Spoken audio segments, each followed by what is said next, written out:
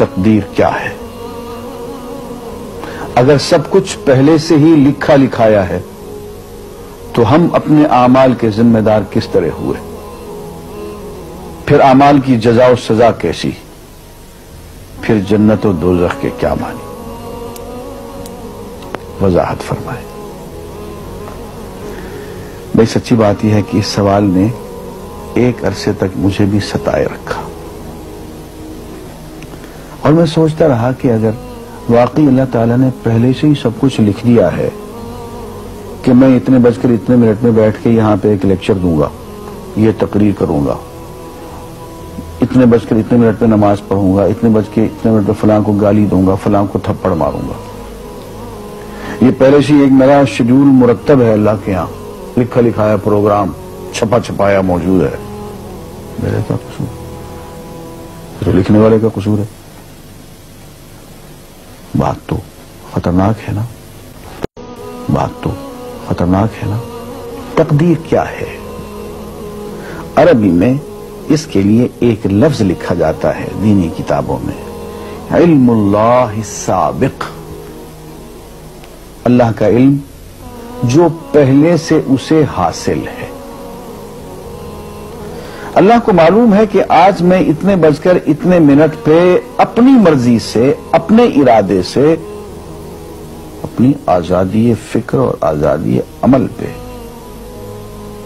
عمل سے کام لیتے ہوئے یہ کام کروں گا۔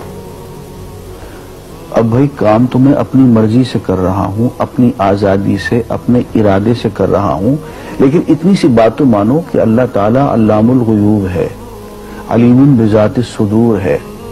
مجھے اپنے بارے میں پتہ نہیں ہے کہ کل 10:10 پر میں کیا کروں گا، اس کو پتا ہے۔ مجھے اپنے بارے میں پتہ نہیں ہے کہ میں 10 سال کے بعد کہاں ہوں گا، کیا کر رہا ہوں گا، فلاں بج کے فلاں منٹ، اس کو پتا ہے۔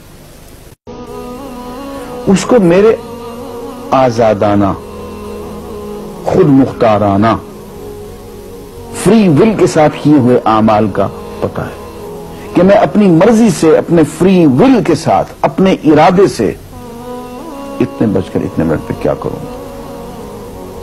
یہ اس نے اپنے ہاں لکھ رکھا ہے، اس لیے کہ اس کو پوری کائنات کا نظام چلانا ہے۔ اس کا علم جو ہے وہ صحیح ہے، لیکن اس کا علم میرے ارادے سے نہیں ٹکراتا ہے۔ یہ بات میں ایک مثال سے سمجھاؤں گا۔ میرے ساتھ ایک واقعہ پیش ہو گیا، اس دن مجھے تقدیر سمجھ میں آ گئی کہ ہوتی کیا ہے۔ 1971 کی بات ہے کہ یہاں اکاؤنٹنٹ جنرل آفس میں میں ڈپٹی اکاؤنٹنٹ جنرل تھا۔ اس زمانے میں ایک مشہور نجومی تھا شیخ صادق، یہاں قلعہ گزر سنگھ میں رہتا تھا۔ وہ پتہ نہیں بیچارہ زندہ ہے یا فوت ہو گیا۔ انہوں نے دروازہ کھولا، میرے کمرے میں آ گیا۔ کہاں صاحب ہم آپ کی خدمت کرنا چاہتے ہیں، ہم آپ کو مستقبل کے بارے میں کچھ بتانا چاہتے ہیں۔ میں نے کہا بھائی میرے پاس فضول باتوں کے لیے وقت نہیں ہے، میں علم نجوم وغیرہ کو، اس قسم کے یہ فضول باتوں کو میں نہیں مانتا ہوں، مشغول آدمی ہوں، ان چکروں میں مجھے مت ڈالو۔ انہوں نے کہا سر مجھے صرف 1 منٹ تو آپ دے دیں۔ میں نے کہا ہاں 1 منٹ دیتا ہوں۔ اس نے ایک بہت بڑا کاغذ میرے سامنے لکھا جس پہ 40 خانے بنے ہوئے تھے، 40 چیزوں کے نام لکھے ہوئے تھے، مختلف چیزوں کے نام، کتاب، قلم، اینک، کاپی، دوات، پینسل، میز، بادل، برکھا، مسجد، مندر، ایسی ایٹ رینڈم چیزوں کے نام، 40 چیزوں کے نام لکھے ہوئے تھے۔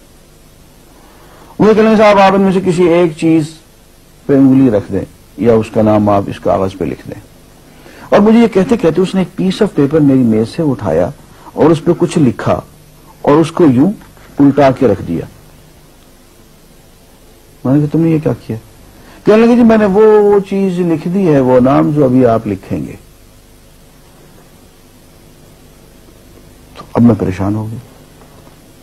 تماشا کی بات ہے نا کہ جو چیز میں سوچ سوچ کے اپنے ارادے سے، اپنی مرضی سے ابھی لکھوں گا، اس نے پہلے جو لکھے وہاں رکھ چھوڑ دیے میرے سامنے۔ اب میں سوچ میں پڑ گیا کہ یار وہ چیز لکھوں جو اس نے نہ لکھی ہو، کبھی میں اس کا ارادہ کروں، کبھی اس کا ارادہ کروں، میں تنگ آ کے آخر میں نے کسی ایک چیز کو لکھ دیا، میری یہ ہے۔ اس نے جب وہ الٹایا تو وہ وہی چیز نکلی۔ اب پتہ نہیں یہ کیا چکر تھا اس کا، خدا ہی جانے۔ کوئی اس کا علم ہوگا، کوئی فن ہوگا، کوئی تک بازی ہوگی، تک بندی ہوگی کوئی.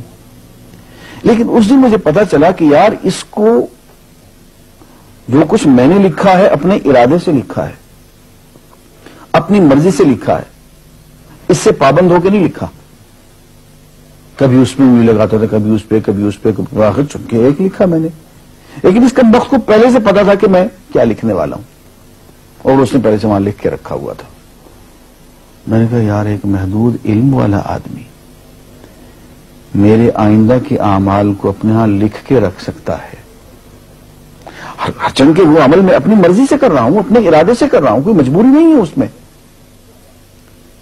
لیکن وہ میری مرضی والا عمل، میرے اپنے ارادے سے کیا ہوا عمل، پوری آزادی کے ساتھ کیا ہوا عمل، اس نے پہلے سے اپنے یہاں لکھ کے رکھا ہوا. یار اگر یہ انسان کر سکتا ہے تو رحمان کیوں نہیں کر سکتا؟ اس نے میرے سارے اعمال جو میں آئندہ چل کے کرنے والا ہوں، وہ سارے کے سارے اعمال اس نے اپنے یہاں لکھ کے رکھے ہیں. اس کو انتظام کرنا ہے، میرے رزق کا انتظام بھی کرنا ہے، آگے میری زندگی، میری موت میں، میری قبر میں اکوموڈیشن کا پتہ نہیں کہاں کا میرے اس نے انتظامات کرنے ہیں. تو میرے بارے میں اس نے سارا کا ڈیٹا کلیکٹ کر کے رکھا ہوا ہے اپنی انفارمیشن کے لیے کہ یہ اپنی مرضی سے کیا کیا کچھ کرے گا. تو اس کے لکھے ہوئے ہونے سے میری مرضی ختم نہیں ہوتی، میری ذمہ داری ختم نہیں ہوتی، میرا ارادہ، میری فری ول ختم نہیں ہوتی. یہی وجہ ہے کہ ہم جو اعمال کرتے ہیں اس میں سے اللہ تعالیٰ اس کی کچھ ذمہ داری ہم پہ ضرور ہوتی ہے. کچھ کام اللہ تعالیٰ کا ایک نظام ہے، اس میں شاید ہماری ذمہ داری نہ ہو، وہاں جبر ہو. لیکن کچھ اعمال ایسے ہیں جن میں خالصتاً ہمیں آزادی حاصل ہے، ہمیں اختیار حاصل ہے، ہم ان کے ذمہ دار ہیں، ہمیں ان پہ جزا ملے گی، ہمیں ان پہ سزا ملے گی، اللہ تعالیٰ بچائے. اور جزا ملے گی تو جنت ہوگی، سزا ملے گی تو دوزخ ہوگی. لیکن آزادی عمل اور ارادہ ضرور ہے. یہ الگ بات ہے کہ اللہ تعالیٰ کو پہلے سے ہی معلوم ہے کہ ہم اپنے ارادے سے اور اپنی آزادی اور اپنی مرضی سے ہم آج اور کل اور پرسوں اور سال بھر کے بعد اور 10-20 سال کے بعد ہم کیا کیا کریں گے اس کے ہاں لکھا ہوا ہے. وَعِندَهُ عِلْمُ الْكِتَابِ، اس کے ہاں وہ سب کچھ لکھا ہوا ہے. لیکن ہم جو کرتے ہیں اپنے ارادے سے کرتے ہیں اور اس کے ذمہ دار ہیں. وآخر دعوانا الحمدللہ رب العالمین.